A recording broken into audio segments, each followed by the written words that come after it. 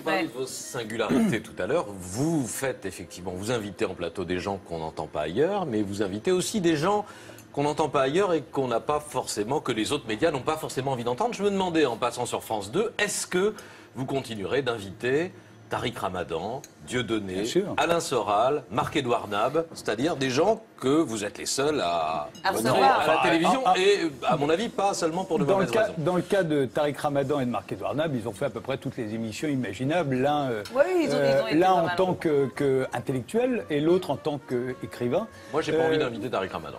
Mais libre à vous de ne pas le faire. Je vous le dis. Non, mais vous dites, il fait Et du coup, il y a Patrick Pompidou, il fait toutes les émissions. Vous dites, bah non, il fait pas toutes les émissions. Oui, d'accord, mais enfin, vous faites une émission, vous faites le journal, vous ne faites pas une émission de débat intellectuel. L'avantage, c'est d'avoir chacun la scène et pouvoir rejoindre qui on veut. Sur ce sujet, j'ai toujours été clair et j'ai toujours fait ça partout, y compris sur des stations de radio que nous avons fréquentées tous les deux. Oui. Pour moi, il n'y a pas de liste noire, il n'y a pas d'invité que je refuse d'inviter par principe parce que je ne l'aime pas. Voilà, je me l'interdis. Je suis sur le service public, c'est pas à moi d'inviter les gens en fonction de mes sympathies ou de mes antipathies. Voilà, c'était. Donc, à partir de ce moment-là, non, mais c'est pas seulement une question de sympathie ou d'antipathie. On a une responsabilité quand on anime une émission de débat public, on a une responsabilité, par exemple, de ne pas propager les thèses complotistes, de ne pas donner la parole à des cerveaux malades, parce que dans les gens que j'ai cités, je pense qu'il y a des cerveaux malades. Libre à vous de le penser. Des gens qui pensent que c'est un jugement, Patrick. Non, c'est pas un jugement. Les gens qui pensent qu'on n'a jamais marché sur la Lune, que le 11 septembre n'a pas existé, ou que les chambres à gaz. Mais ils ont le droit de... Qui dans les gens que vous avez, peut-être Soral, c'est à lui que vous faites allusion. Soviet sur le 11 septembre, enfin bon, bref, il y a... Oui, mais bon, c'est un débat éternel, on ne sera jamais d'accord sur ce sujet. J'anime une émission de service public. Si j'étais sur Fox News, je serais comme vous, je déciderais que les gens qui regardent Fox News vont entendre un certain son de cloche et je le privilégierais. Mais on a chacun le droit de penser ce qu'on veut, mon Patrick. Non. Si... il revient de vacances, il est en pleine forme, Frédéric. Non, on a le droit de penser ce qu'on veut. D'abord, dans les limites de la loi. Et pardon, mais là, en l'occurrence, je n'ai jamais eu de problème de ce côté-là. Alessandra, le négationnisme, c'est quelque chose. J'ai jamais entendu le CSA taper sur Frédéric Tadei. Non, mais Patrick, on a l'impression que là, qu'il y a des gens qui viennent dans mon émission pour dire que les chambres à gaz n'ont pas existé. Ça n'est jamais arrivé. Je dis qu'il y a des...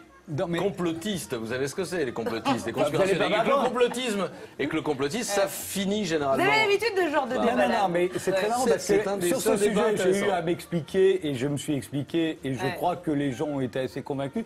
Tant qu'il n'y aura pas une loi en France, et vous pouvez écrire à votre député, si vous voulez que les gens ne puissent plus dire qu'ils doutent de ce qu'ils appellent la version officielle du 11 septembre. Si vous voulez qu'ils n'aient plus le droit de le dire, alors... Et si vous n'avez jamais vu Ce soir ou jamais, c'est aussi comme ça que ça se passe. Alors, il se trouve que là... C'est la meilleure pub pour votre émission. Il se trouve qu'il fait allusion à un truc avec Mathieu Kassovitz un jour qui a dit qu'il avait eu des doutes sur le 11 septembre. Il y avait des gens en face de lui qui lui ont dit qu'il était fou. Le débat a eu lieu, point terminé. Alors, Frédéric... Si je disais là, j'ai des doutes sur le fait que Lee Harvey Oswald était le seul tireur le jour de l'assassinat de Kennedy. Qu'est-ce que vous faites? Vous m'accusez de négationnisme et vous me faites arrêter par la police? Évidemment pas. Quelle différence? Quelle différence? Je pointe ça. Non, simplement vous dites... n'empêche qu'il vous a posé une question. Vous dites simplement que toutes les opinions se valent et qu'on peut entendre absolument toutes les opinions. Toutes les opinions autorisées par la loi et en France sont défendues par la Constitution. Tout ce qui n'est pas interdit est autorisé. Et ce n'est pas moi, animateur de télévision, qui vais décider de ce que l'on a le droit de dire. Il y a des livres qui paraissent, des films qui sortent. Vous avez le droit de faire le tri. C'est votre responsabilité. Je dis simplement qu'on a une responsabilité. C'est la vôtre. Moi, la mienne, c'est de faire... Vous avez une responsabilité aussi. Absolument. Chacun voit midi à sa porte, c'est à peu près ça. Ma responsabilité, c'est que, en tant qu'animateur d'une émission de débat sur le service public, je m'interdis d'être le procureur ou le défenseur des uns et des autres, et surtout de censurer qui que ce soit, sur quelque sujet que ce soit, à partir du moment où il respecte la loi. Jamais il y a eu le moindre problème dans Ce soir ou jamais, y compris avec les gens que vous avez cités. Je parle de Dieudonné et d'Alain Soral, qui sont dans des positions un peu spéciales. Je ne parle pas du tout ni de Marc-Édouard Nab, ni de Tariq Ramadan, qui sont invités partout. Et qui Moi, je vous propose d'inviter Patrick Cohen la prochaine fois dans votre émission. Vous voulez que je vous fasse la liste d'un certain nombre de ministres qui ont été condamnés, y compris pour racisme? Ça ne vous a pas empêché de les inviter dans votre émission de radio le lendemain? Pas beaucoup. Ah oui, vous les consultez de nous? Vous les avez invités le lendemain, ça ne vous a pas gêné? Bon, voilà, parce qu'il se trouve que c'était des ministres ou des élus de la République. Point. Alors, ce soir ou jamais, c'est ça. Donc, et avec un animateur qui n'a pas sa langue dans sa Ce poche. soir ou jamais, c'est l'émission la plus transgressive du PAF. On vient d'en avoir. C'est vrai. Et c'en est Il y a des gens, C'est ce que dit que ça Patrick. choque, je Ouais. le comprends. Il vaut mieux pas qu'ils la regardent, mais c'est vrai que c'est une émission dans laquelle on va dire, on va voir des gens qu'on ne voit pas ailleurs, on va dire des choses qu'on n'entend pas ailleurs, Ouais. mais jamais, Et vous encore aimez une bien fois. entendre ça. Mais évidemment, c'est Ah bah, c'est le but. Ça fait Mais c'est le réagir but. aussi, bien C'est sûr. pour ça que cette émission existe. Mais j'aime encore bien, une fois, moi. en 657 émissions, il n'y a jamais eu le moindre propos tenu sur ce plateau qui non seulement ait pu donner l'occasion à des plaintes, mais Ouais. où moi je sois obligé de dire à quelqu'un vous n'avez pas le droit de dire ça, quittez ce plateau. Ce que j'aurais fait si ça avait été nécessaire. Jamais. C'était très intéressant, ceci dit. C'est vrai, c'était très intéressant.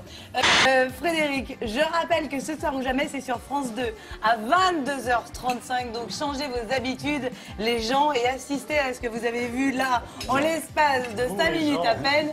Oui, ce sont les gens, évidemment. Enfin, voilà. Et vous verrez Mais- des tas de gens que vous ne rencontrerez jamais ailleurs, particulièrement pas dans Exactement. les émissions de Patrick. Exactement.